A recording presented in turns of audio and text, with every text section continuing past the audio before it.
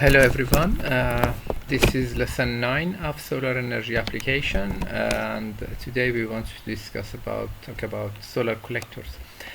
If you remember, in lesson 1 we discussed about various renewable energy types like wind, solar, biomass and others very shortly.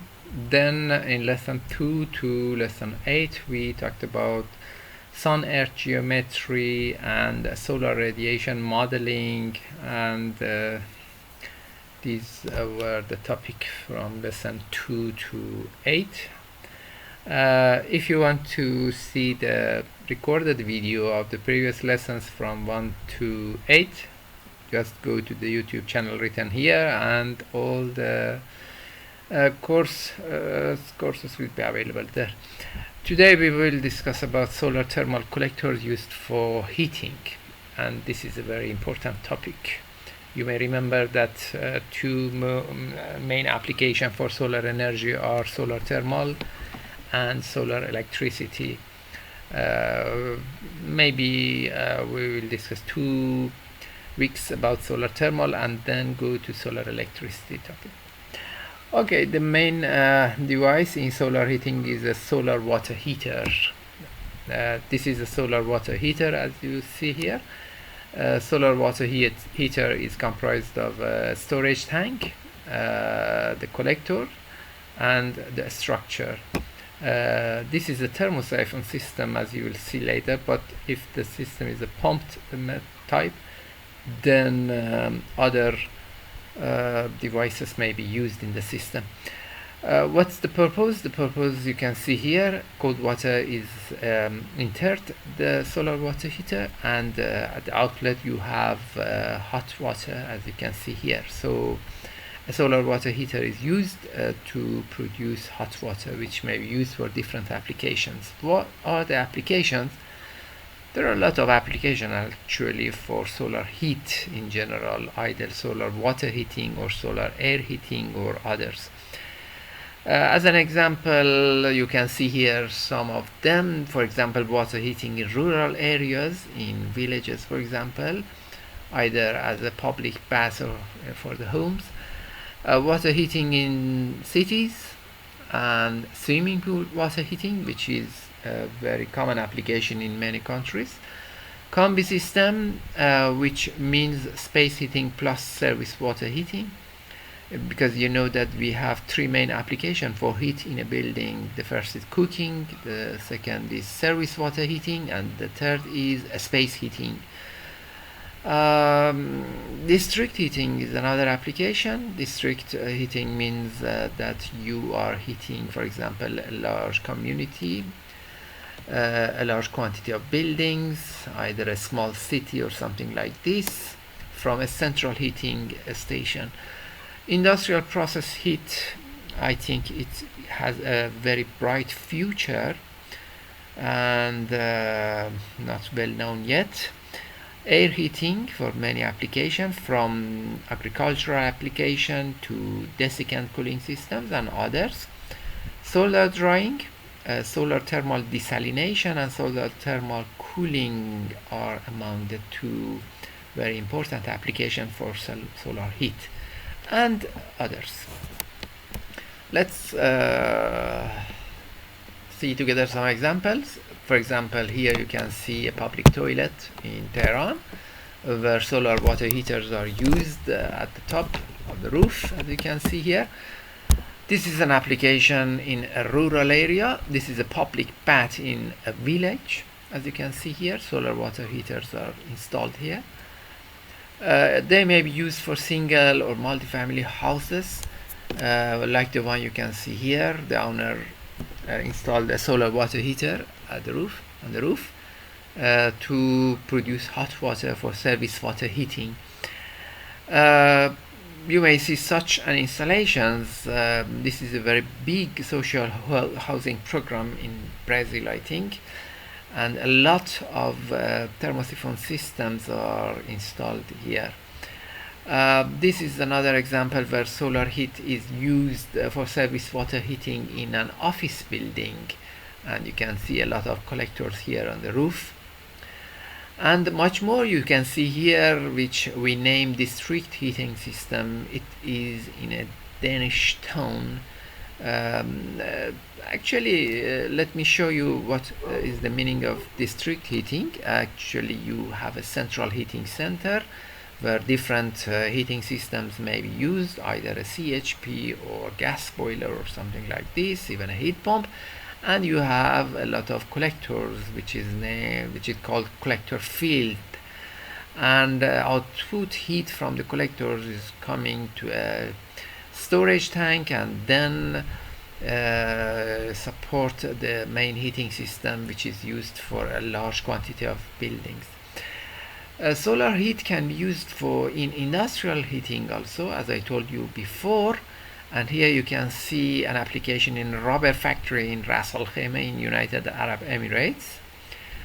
And another application you can see here in a gas pressure control system, where generally gas pressure reduction system brings down the gas temperature and heating is required there. Part of the heating need can be covered by the solar water heaters.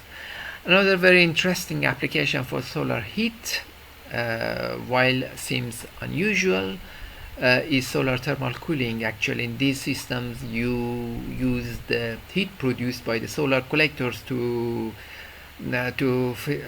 feed this heat to a thermal cooling system. This is a hospital in Nicaragua where solar collectors, as you can see here, solar thermal collectors are installed on the roof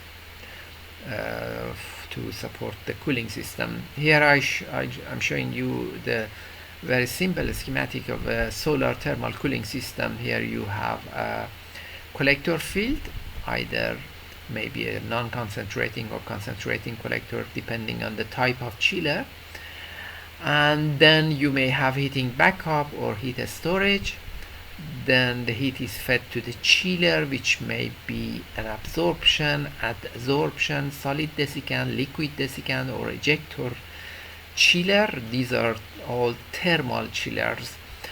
And then the cooled, which is produced, may be stored, and if required you may have some types of backing like the conventional vapor compression system. And finally this is fed to the building where cooling is required. We may discuss about solar thermal cooling and solar electric cooling in another separate course. Here is another application for solar air collectors. In solar air collectors you heat air instead of water, and this is an application for hair drying in Cuba. This is an agricultural application. In general, if you want to know more about what's happening for solar heat worldwide, you may see this report, which is generally published each year. The latest one is Solar Heat Worldwide 2021, which may be downloaded at the SHC Solar Heating and Cooling Program website. You can see the link here at the bottom right of the page. It is a very informative report, and we use some of the data in this lesson today. As the first graph, you can see here the share of total installed capacity in operation. Here at the top the topic is in Persian, and here you can see the title of the graph in English.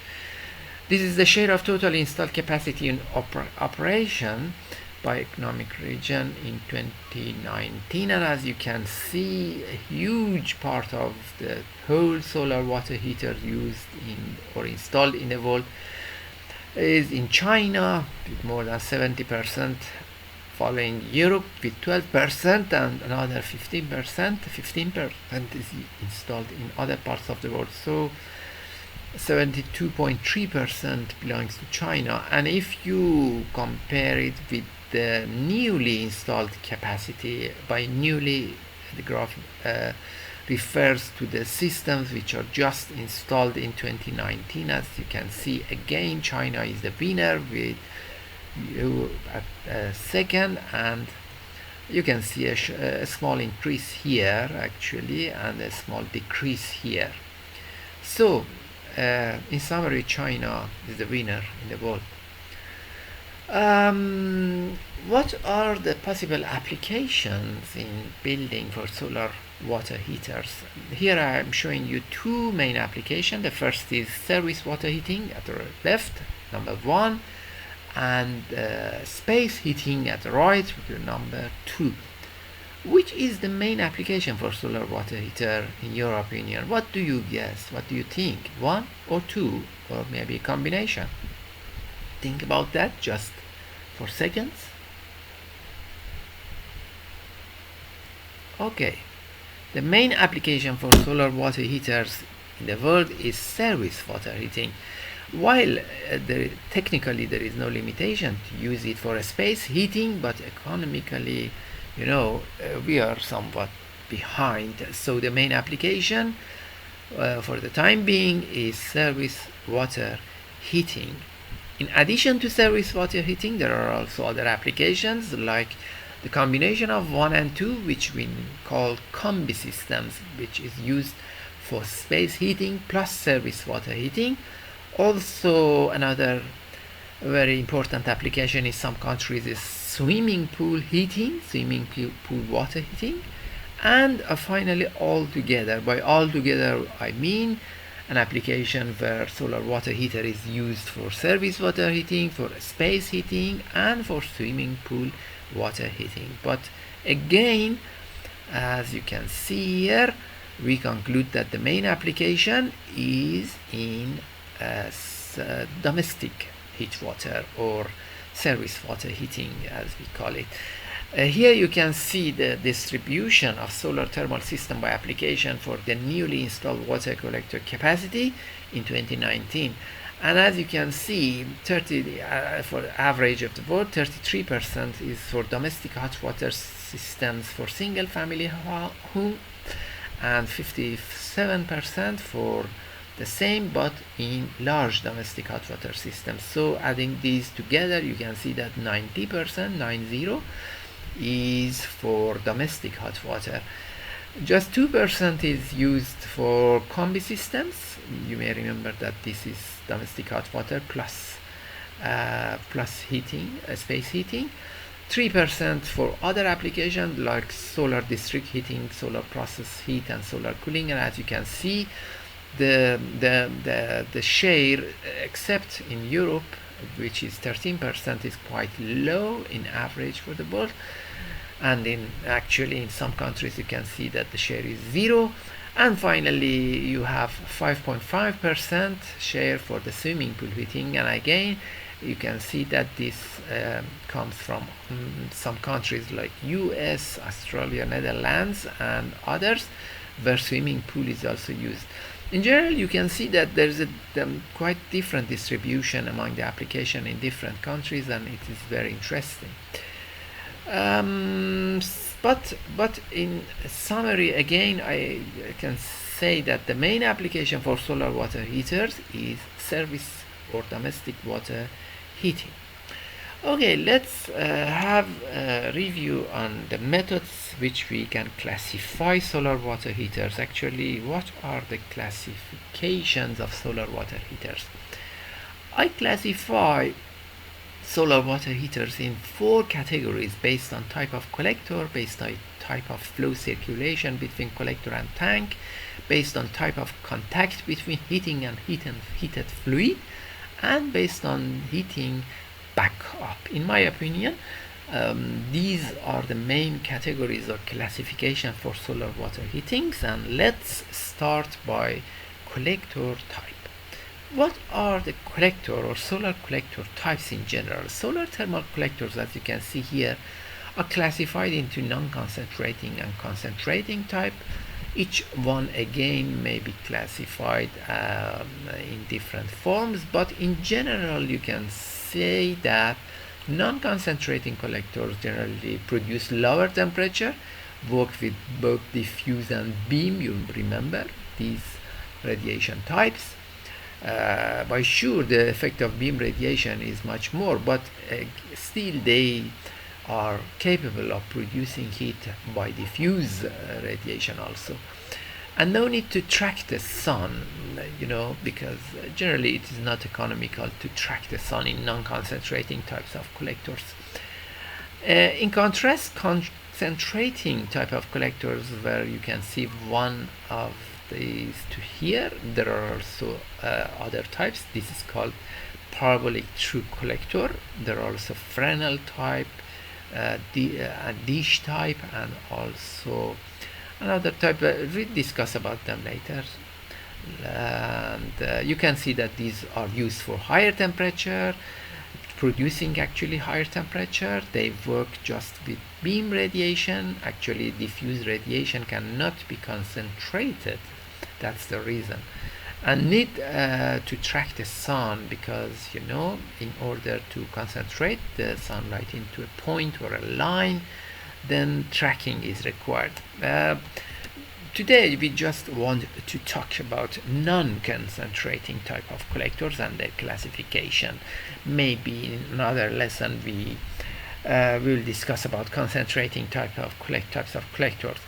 Non-concentrating types of collectors can be classified into two main categories: flat plate FP and evacuated tube ETC collectors. You can see here the picture of the two. The left one is a flat plate collector and the right one is evacuated or vacuum tube collectors. Let's go into some details. Here you can see the components of a solar collector of flat plate type. As you can see here, starting from the top, number one is solar glass. Generally solar glass have a high actually lets high percentage of light to pass through it. Generally they are low iron glass. Then number two is a copper or aluminum absorber plate with selective or non-selective coating. A selective coating is a coating with high absorptivity and low emissivity. If you have, for example, a dark colored surface, it has a high absorptivity, but the emissivity is also high. By coating the surface with a selective coating, then while you have a high absorptivity, still you have low emissivity of the surface. Between the glass and the absorber plate there is an air space, generally maybe 3-4 centimeter. Then number three are the pipes. Here you have a Minder design. I'll show you what does it mean.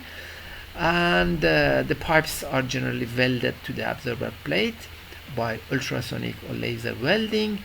Then you have number four, which is a profile frame, and finally insulation at the back. Here you can see it in another form, starting from the top: solar glass, absorber plate, pipes which are welded to the absorber plate, the profile frame, and the insulation. Here you can see a part of the data sheet for a solar collector, and as you can see, for example, it says that it's a selective collector. The type is MS. Cover thickness, which is glass, is 30 millimeter in thickness. Absorber tubes are copper. The absorber material itself is aluminum. The coating is a selective coating, and the pipe tubes and absorbers are connected by laser welding. As I told you, there is another type of welding which is named ultrasonic welding also. Frame material and limitation, and so on. We'll discuss about, we'll go into the details of data sheets in next lesson also.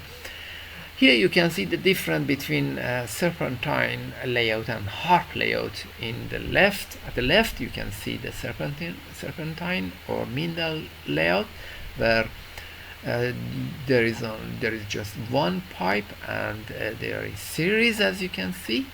Generally, the pressure loss is higher, but manufacturing is much easier, and material used is also easier, so the price will be less. Here at the right you can see the harp layout, where there is a collector here, or header, and the header at the top, and there are tubes in between. As you can see, the water enters here at the bottom and then goes up when heated, and finally exits here at the top right. So these are the two main layouts which are used in solar thermal collectors of the flat plate type. And here you can see how it works in a very simple form. This is a thermosiphon solar water heater. We'll discuss about thermosiphon later, but just not to wait you more, in thermosiphon solar water heaters, the tank is at the top and the collector is at the bottom, and the circulation of water between the tank and the collector is just by a natural circulation by gravity and a density difference because of the temperature, and there is no pump between the tank and the collectors. Here, as you can see, the cooled water comes here. This is the cold water pipe from tank to the collector, to the bottom of the collector. There may be one or two or more collectors. Here it is not shown, but the two collectors are connected here and here at the top.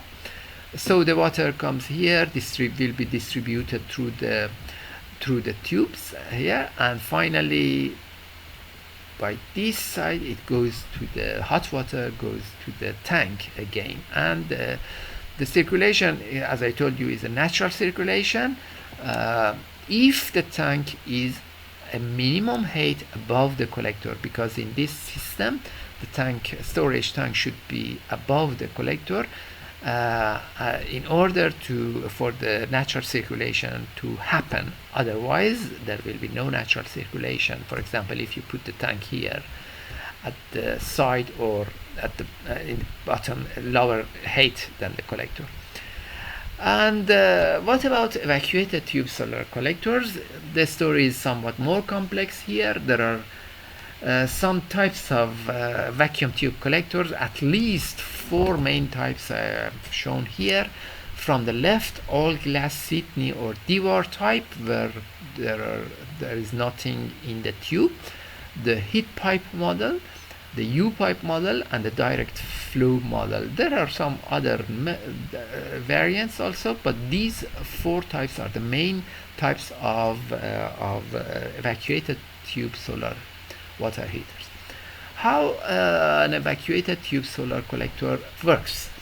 As you can see here, vacuum tube solar collector is comprised of glass tube where there are 2 tubes, outer tube, inner tube. The outer tube, as you can see here, is transparent, so the sunlight passes through it and hits the second glass, which is the inner glass tube. The inner glass tube, inner side is uncoated. By inner side I mean inside the tube, and the outer side of the inner tube, outer side of the inner tube is coated with selective coating, and I told you about selective coating before. So let's review. There is an outer tube which is transparent. There is an inner tube which is not transparent, the inner side uncoated while the outer side is coated. So when the light passes through the first outer tube, then it hits to the second tube, which is the inner tube. The light does not pass through it because of the selective coating. It will hit up the inner tube. The space between the 2 tubes is completely vacuumed. This air is sucked out. So by sucking out the air and producing a vacuum between the 2 tubes, the heat loss by conduction and mainly convection will be decreased sharply, like an air pot or thermo flask you have seen, which is used for storing, for example, tea or a cooled drink. So this is how an evacuated tube solar collector is working. Let me show you a video. Let's see it together. I took a video and Let's see what's here.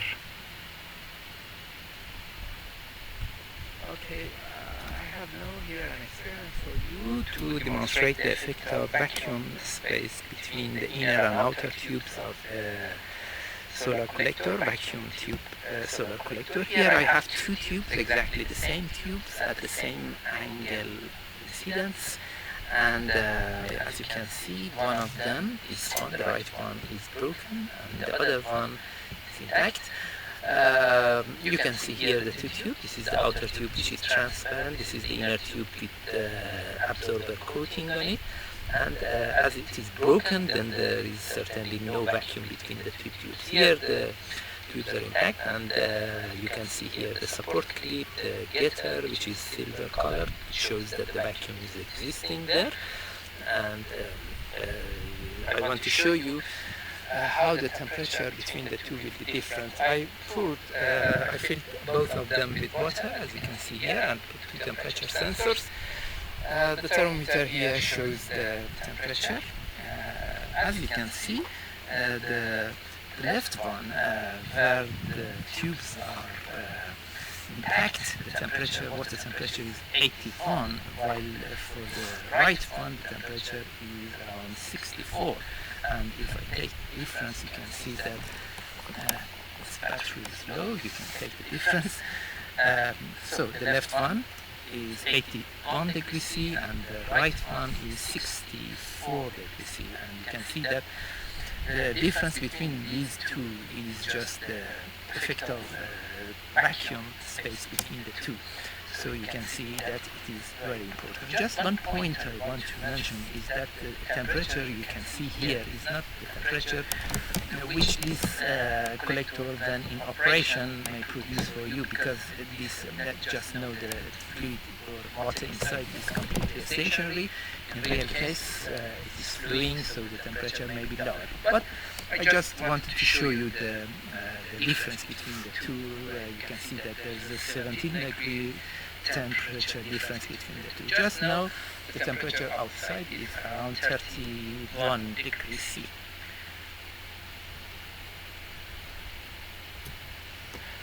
Okay, I hope it was useful.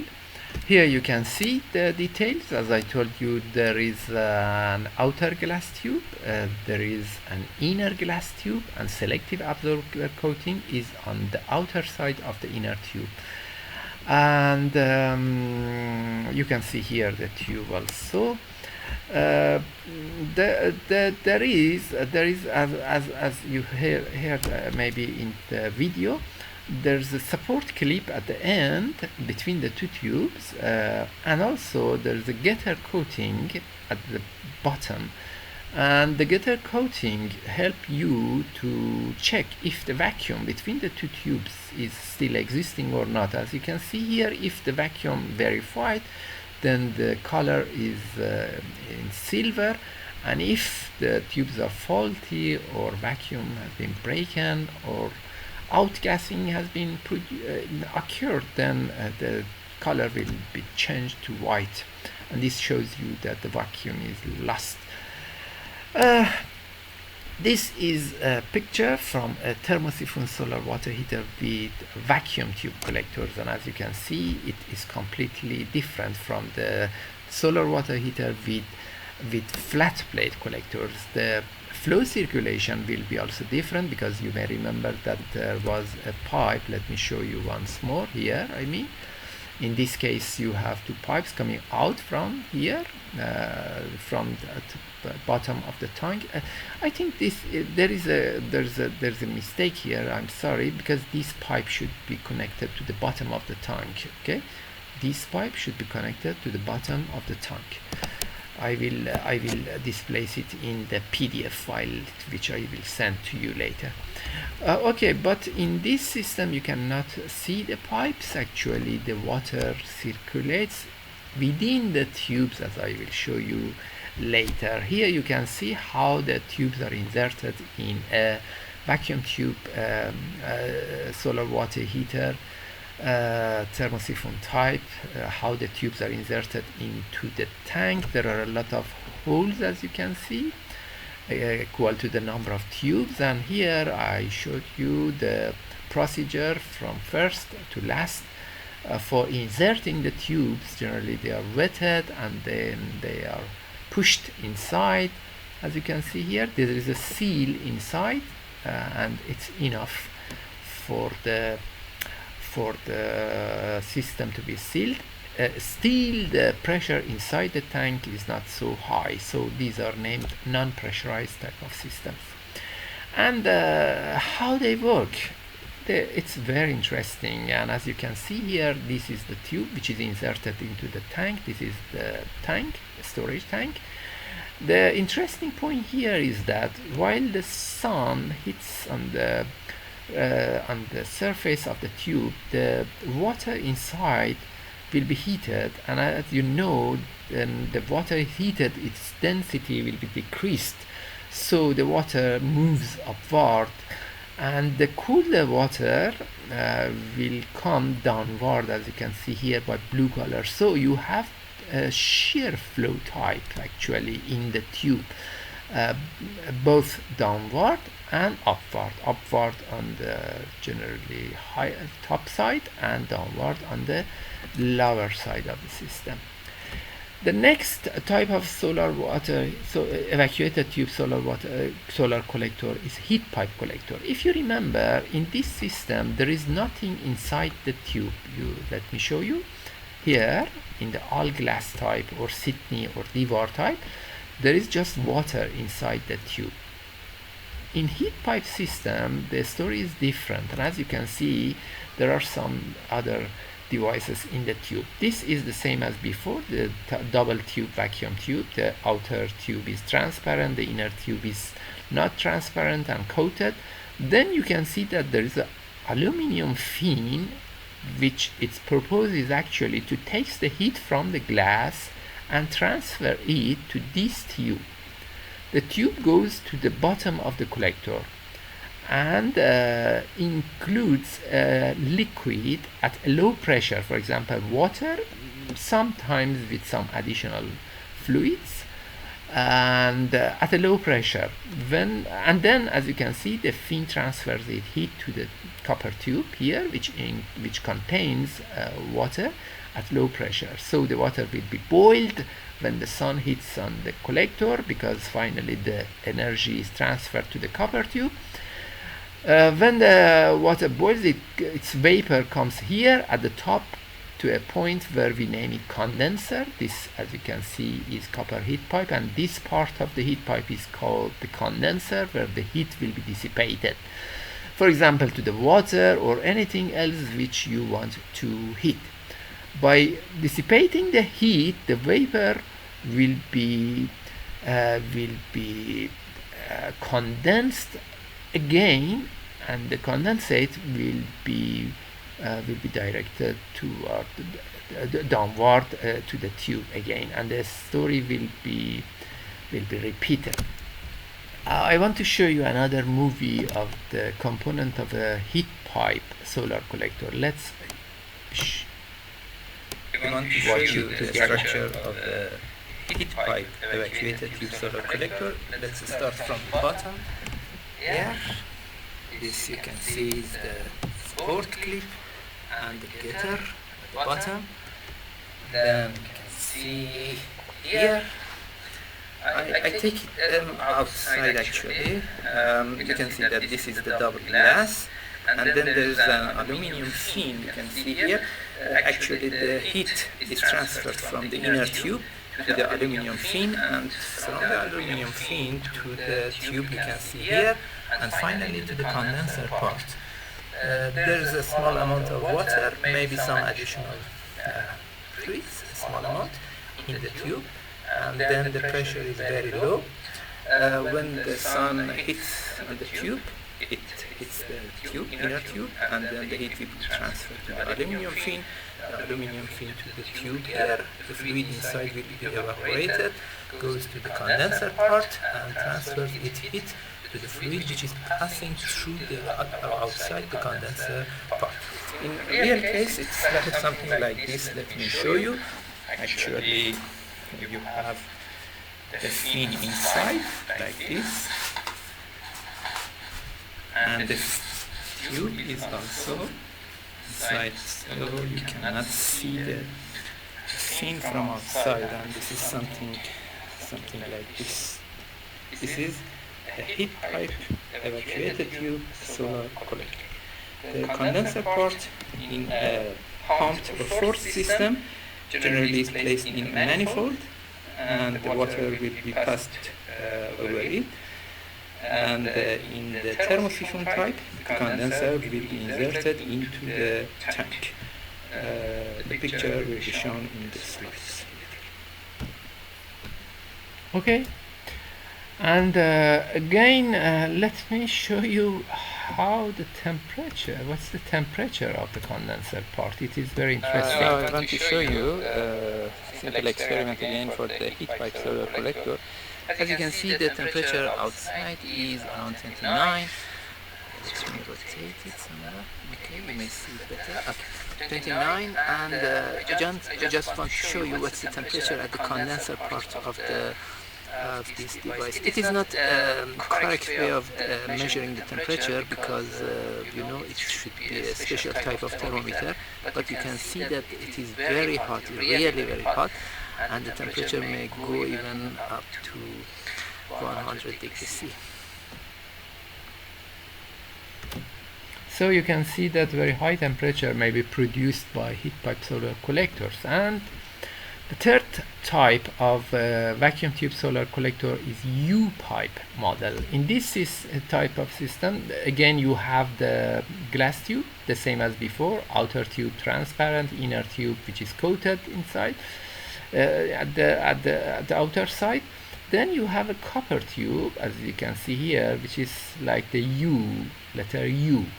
So we name it U-pipe system. It's a copper pipe. Hot, cooled water is entered here, and hot water will be here out.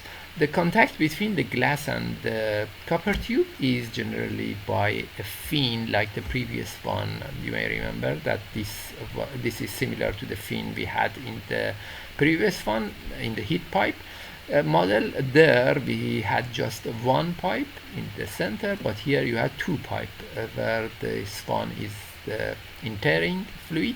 Here goes to the bottom, a U shape, and then returns here, and a warm water will be out here. This is named U-pipe model, and you can see here the completed form. The water enters here, distribute through the blue lines, go to the bottom, and then warm water will be up and collected in the next header here, the red color, and will be out here. And finally, the last vacuum tube collector model is direct flow model.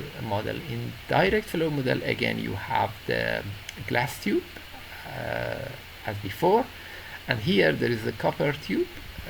The fluid, the cooled fluid, will be entered here and goes to the bottom, and then will be distributed around the pipe, and will be in contact with the inner tube, which is hot. And when it goes out here, you will have hot water at the outlet. This is a picture from a direct flow model. And just another type of vacuum tube solar collector is a CPC model. In the CPC model, which is concentrated type, you have a reflector here at the back, as you can see. And when this happens, as you can see here also, when the sun shines on the tubes, it also hits at the reflector mirror here at the back, and you will have some reflecting light which will increase the fluid temperature inside the collector. Generally, these type of collectors, while in some way are concentrating the sunlight, are not in the category of tracking solar collectors, because generally these do not need a tracking system. Okay, in addition to the classification I told you before about the solar collector types, they are also classified based on heating media, which may be liquid, as we discussed before. Also, the fluid which is heated may be air, like the one you can see here, which have many applications. In cases where you need hot air, you may heat water, and the water may heat the air in a heat exchanger, but it's still possible to heat the air directly. And another very interesting type of collector, we have no time to discuss about that, you may search about it yourself, is a solar collector where fluid inside the collector is a refrigerant, and generally these type of systems are used in solar assisted heat pumps. This is a keyword which you may do search yourself and do your master thesis if you are interested, and it's a very interesting topic. Another classification, which is generally just for flat plate collectors, is classifying them based on glazed or unglazed. By glazed, we mean that there's a glass here, or glazing, which may not be glass, any other transparent material, at the top of the collector. Generally, the role of the glass is to prevent heat loss from the hot absorber plate. You may remember that this is the absorber plate, either copper or aluminum, which is welded to the pipe tubes. And the glass here, which is at 3-4 centimeter from the absorber plate, prevents the heat to escape. And if you do not have this glass, then the system is named, the collector is named unglazed type of collector. Generally, they have more heat loss because there is no glass, but the price is less, and price per square meter, and these are generally used for low temperature application like swimming pool or any other application which is needed.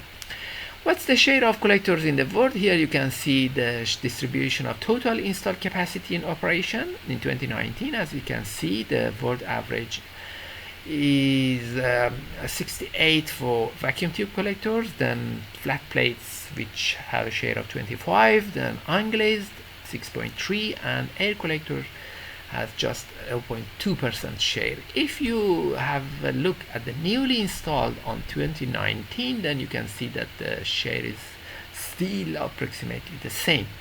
An interesting comparison you can see here is the comparison with which is installed in Europe. You can see that unlike the world average, here in Europe, flat plate collectors are the winner with 80% of the share, and then evacuated tube collector stands at the second place. The same situation, still a small increase from 80 to 73, but as you can see again, for the newly installed systems, you can see that again flat plate collectors are more common in Europe. Here you can see the top 10 countries of accumulated water capacity. Let's have a review on just first five countries. You can see that China, with a large difference with the second, which is Turkey, stands at the first with most of the collectors which are vacuum tube collectors. Then you have Turkey, most of the collectors are flat plate. Then at the third you have USA, where unglazed collectors are the winner, and Germany, which again flat plate collectors, as I told you before, in Europe, and finally Brazil. So you can see that there is a very big difference between the first and second rank here. This is the capacity of collectors installed, where the unit is megawatt thermal. If you want to convert megawatt thermal into square meters of collectors installed, then you can use this formula approximately.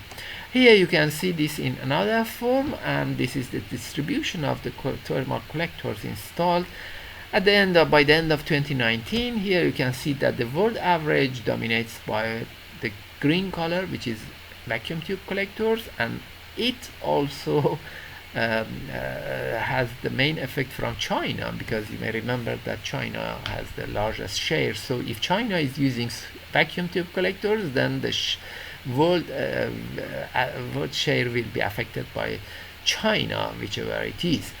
But if you look at the other countries, you can see that there's a discrepancy among the countries, and please read this slide very carefully, look at it very carefully. It has very interesting points, and here you can see the new installed systems also. The trend is the same approximately. So finally, how I can decide to use a flat plate or vacuum tube, when to use flat plate, when to use vacuum tube collectors. The first is price, certainly. Check the price. But after price, ambient temperature, solar radiation intensity, and water temperature which you require are the three main parameters which will affect the collector choice. Here you can see it in a very summarized form. If you have low ambient temperature, if you have low solar radiation, and if you require higher water temperature, then you should go to vacuum tube collectors, and if they are in reverse, then maybe flat plate collectors are their choice. Now go to the second classification. The second classification is based on the type of flow circulation between the collector and tank. You may remember that there's a tank, there's a collector. The tank may be put above the collector where there is no need for the pump, and the system is named thermosiphon.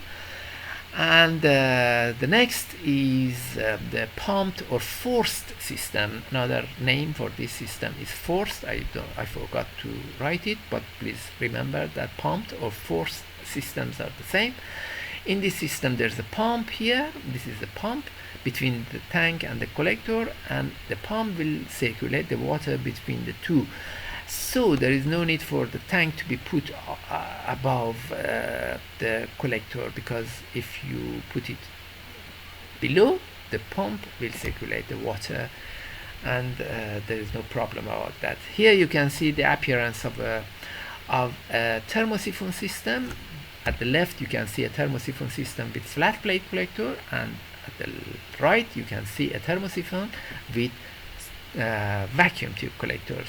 And if you want to see how it looks about the pumped system, here you can see it again. At the left you have a pumped system or forced system with flat plate collector, and the same with vacuum tube collector. At the right here you can see that there's a tank, collector, controller, and pump station, as I show you here. In this system you have a storage tank here. You have collectors which are separate generally.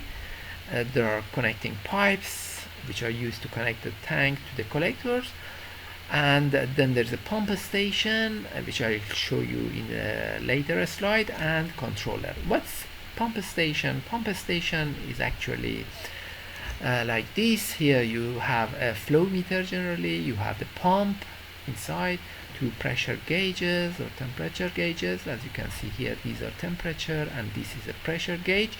This line is connected to the expansion tank, because you know that in any closed system where the temperature is going up and down, you need an expansion tank to compensate. Then you may have other devices. For example, this is a filling valve which is used to fill the system at the beginning. So this is the pump station which I show you. A third system also, in addition to thermosiphon and pumped or forced system, is integrated collector storage. In this system, the collector, which is the tube here, the large tube you can see here, which acts as the storage system, and the collector are the same. Actually, the sun hits the storage tank and will warm it up. This is also another type of system which is not commonly used, but there are also manufacturers for that. If you want to see what's the share of thermosiphon and pumped system in the world, here is the average, and you can see that the world average is dominated by thermosiphon. But interestingly, there is again a large discrepancy from US to Asia, excluding China. Here at the left you can see that most of the systems are thermosiphon, while here at the right you can see that pump system are dominating, and some countries in between. Again, the graph is very interesting, and I ask you kindly to go into the details, and also here you can see the newly installed systems, which the trend is approximately the same. You can see that in average the world share of pump system for the new installed systems in 2019 has been increased from 43 to 65. Okay, again the same question: when to use the pump system, when to use a thermosiphon system. Here I put the advantage and disadvantages of force system. Among the advantages of the force system are they are simpler to use in large systems. There's less heat loss from the tank. Why? Because the tank is not at the roof, and it is placed in a protected area, like for example heating center or something like this. Less load on the roof. Why? Because this, again the tank storage tank is not at the roof, on the roof. The appearance is better because you don't have the storage tank on the roof, and they are simpler generally to combine with common backup systems. But there are also advantages, and you can guess what they are. The price is higher for the pump system, and as there are more components, then maintenance work will be higher. Okay, coming to the third classification. The third classification of solar water heaters is to classify them based on the type of contact between heating and heated fluids. What are heating and heated fluids? Heating fluids is the fluid passing through the collector, either city water or water plus antifreeze if there is a risk of freezing. So heating fluid is the fluid which is circulating between the collector and the tank and do not use it generally, may be used in direct systems. And heated fluid is the fluid which you use for washing your hand or others. Now, if the heating fluid and heated fluids are the same, then the system is named direct, or as you can see here, open or non-pressurized. And if the heating fluid and heated fluids are not the same, they are different or are not in direct contact to each other, then you call it indirect or closed or pressurized system. Let's see what is saying. First of all, let's have a look at the classification. Based on this type of classification, solar water heater types, as I told you before, may be classified in thermosiphon and pump system. Thermosiphon and pump system, as we told before, may be classified either based on the type of collector into flat plate and evacuated tube collector. Again, pump system may be classified into flat plate and vacuum tube collectors. Each of these now can be classified into two more classification or subcategories as direct and indirect. So in general you have 8 systems. For example, a thermosiphon with flat plate collector of the indirect type, a pump system with evacuated tube collector of the direct type. Let's see what it says. Starting first, so in general you have 8 type of systems based on this classification. The first is thermosiphon flat plate thermosiphon system with flat plate collector, and the system is non-pressurized or direct. Here you can see the appearance, and here you can see how it works. As you can see, there is one tank, the city water enters here, and the water which is heated goes out here for consumption, and the same water, please note, the same water will go to the collector and will be heated. So the system is direct, open or non-pressurized system. This is a thermosiphon with flat plate collector. What's the next classification? Guess? Yes, thermosiphon with flat plate collector of indirect or pressurized type. In a short look, the appearance may be different, but if you go into the pipe coming out and going in, you can guess if the system is a pressurized system or not. Here you can see the inner detail, unlike the previous one. Look at this. there was only one tank. Here you have two, actually an inner tank and an annular space here which is connected to the collector. In the annular space here there is water or water plus antifreeze if needed, and this is the water which goes to the collector. Actually this is the heating fluid, and the heated fluid which you use or consume is in the inner tank, and there is no direct contact between the two. So this is a thermosiphon with flat plate collector of the indirect type. Generally the tanks are something like this. You can see that this is the inner tank, this is the outer layer here, number 4, which is the heat exchanger. Actually the hot water from the collector comes here in the annular space, which is shown red here, and the water which you use for consumption enters, for example, here and goes out from here at the top. You may see that it goes out from the bottom, but if you see this, be sure that the pipe goes inside at the top, because you are taking out the hottest water in the tank. Here you can see how it works. This is the collector. The water, hot water, goes to the outer space and will heat the cooled water which is in the inner tank.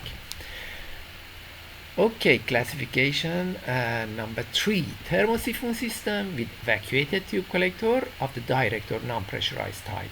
Here you can see the system. Here it is how it appears, or its appearance. The cooled water enter here from city water into an assistant tank with a floater. The floater will decrease the pressure to the atmospheric pressure. As you can see here, there's an air vent, so the pressure inside the tank is atmospheric, so we name it non-pressurized system. The water which has an atmospheric pressure comes into the tank, and please note the same water will go to the collector tube, and you use the same water which is heated hot water outlet. So this is a thermosiphon system with vacuum tube collector of the DVAR type or hourglass type of the direct method. Now if you want to separate the two lines, the water which goes to the collector and water which you use, then the method is very simple. The solution is simple. You should have a coil inside the tank. In this system, as you can see, the water is entering here, distributed into 2 paths. The first path goes here like before, go to the assistant tank. A float assisted tank goes to the storage tank and fills the storage tank and also the collector. The water which you are using come here and then to the inside coil. You can see it may be about maybe 20-30 meters length of coil, and then goes out here the hot water. As you can see, fluid inside the coil is pressurized. Why? Because the pressure is the pressure of city water, while here in the collector and the tank, fluid outside the coil in the tank and the collector tubes is not pressurized. But we name this system pressurized, so you can see that by pressurized or non-pressurized we mean the hot water which is coming out of the system. Next classification is a pumped system with flat plate collector of the direct type. Here, as you may remember, the tank may be placed anywhere, even at a lower height from the collector. The hot water coming out of the collector go to the pump station and then to the tank. And here you can see that if if you have separated the water inside the tank with the water which is circulating through the collector, the system is called indirect system. So you can see different system here, and let me go to this slide where speaks about the decision scheme about direct and indirect solar water heaters. Again, the first one is price, the next is water hardness, the third is ambient temperature and anti-freezing problem, and finally available installation height above point of use. Regarding price, do it yourself, check.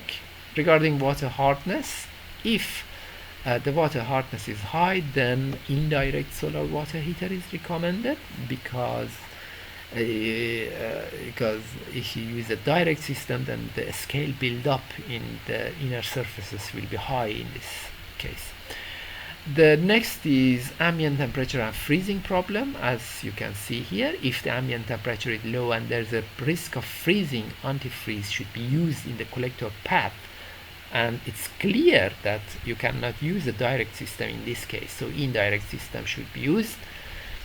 And the third is available installation height above point of use. If there is a small height difference between solar water heater and where you use the water, then it's better to use an indirect type of collector. And if you have adequate height difference between solar water heaters and point of use, then you may use a direct system, which is generally cheaper. And finally, the last classification is based on type of heating backup system. What do we mean by backup? See here, this is the distribution of heating need in a building, for example, during different months of the year from January to December. As you can see, the heating need is different in different months of the year. If you use a solar water heater, please note that solar water heater is not generally used to cover all the needs through all the year. It is technically possible, but please note that it is not economically possible. So we generally cover part of the heating energy needed, for example, for the solar, for the domestic hot water by solar energy. The ratio of the energy which is covered by solar water heater to the total energy which is needed for the system is named solar fraction. So solar fraction, as you can see at the bottom, is the percentage of total heating energy covered by solar. So for example, if you say, for example, in this picture solar fraction is 40%, that does mean that 40% of the heating energy needed is covered by solar. So what's about the remaining 60%? The remaining 60%, which is here, should be covered by a heat backup system. Actually, the solar fraction actually depends on the type and size of the system, and also on the climate. For example, here we made a research, for example, for different cities in Iran. These are the name of cities here. The darker color is vacuum tube collector, and the gray one is flat plate collector.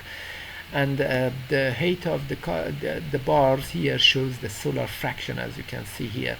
The green part it's supported by solar system, and the remaining to 100% should be supported by the backup system. So you can see that if we choose the same system for different cities, for example, here Bushehr or Bandar Abbas are among the hot climates in Iran, Tabriz and Janghoi are among the cold climate, Ramsar is cloudy climate of Iran. So you can see that for these cold or cloudy climate, the solar fraction is less, but you may reach to more than 90% for hot climates, for example, in the southern part of Iran. So, what are the backup systems? Generally, the common heating systems for the buildings in Iran, at least, are in these three types.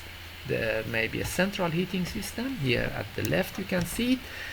There may be a combination of gas water heater and which is used just for domestic hot water, not for space heating. And a space heating will be provided by gas heater like this one. This is a very common system in Iran.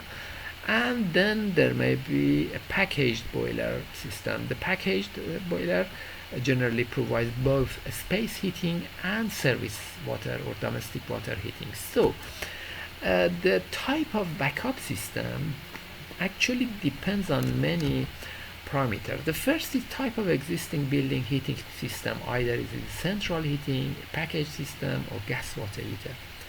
The story is different for each one. The next is type of solar water heater. Is it a thermosiphon? Is it a pump system? What is the type of collector, and so on.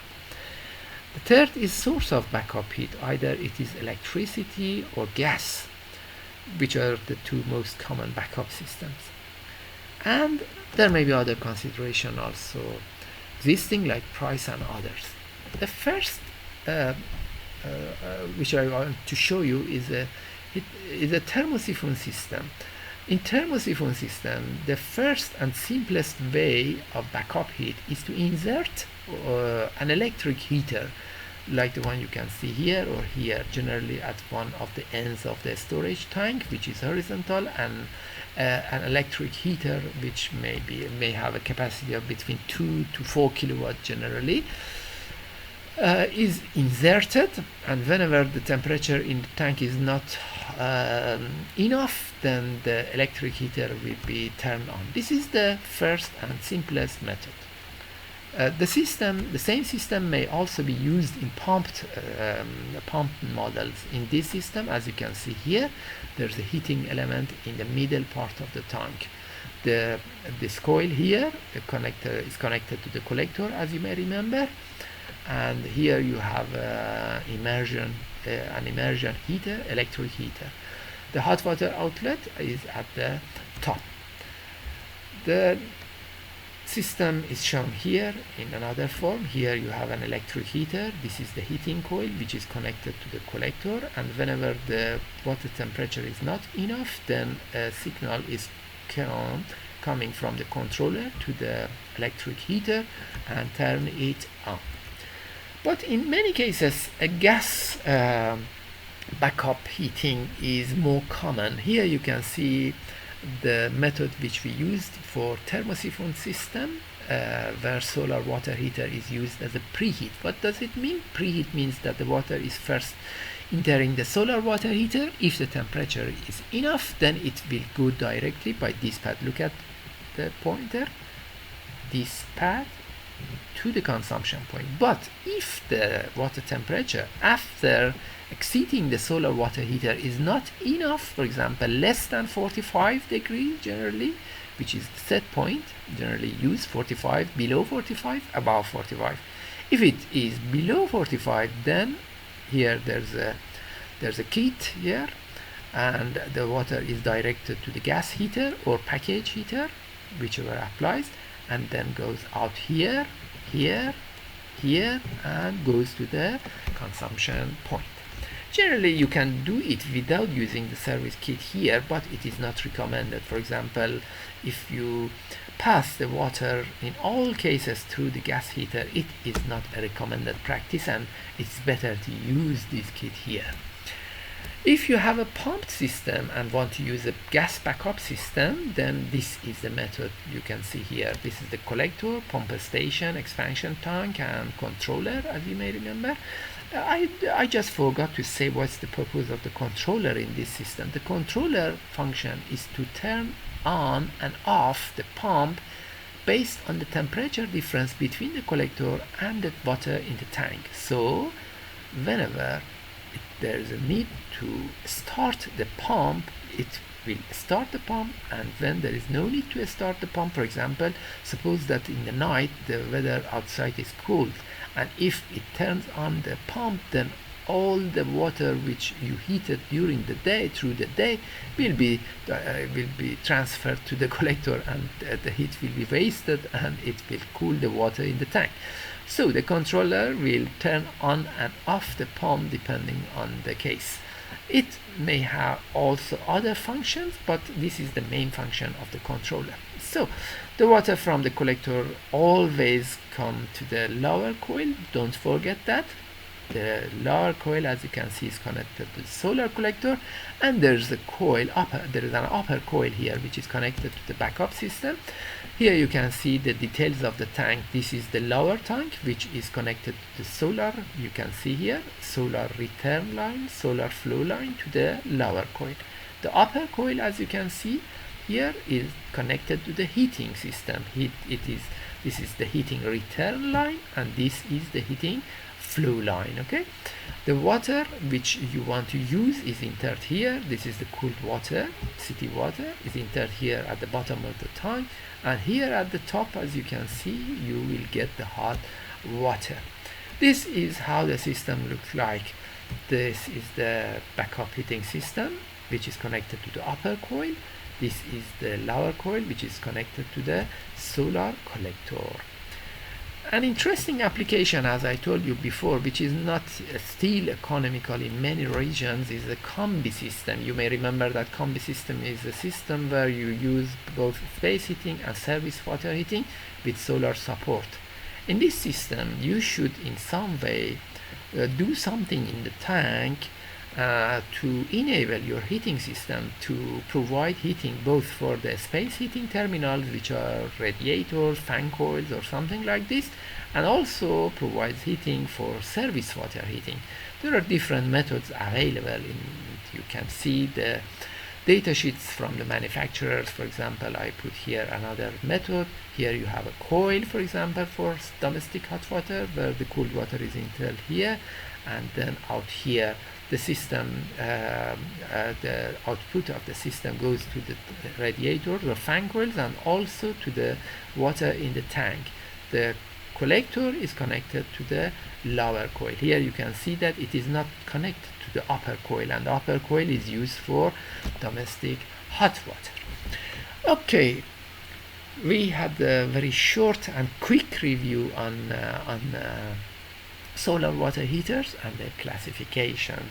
I hope you enjoyed it.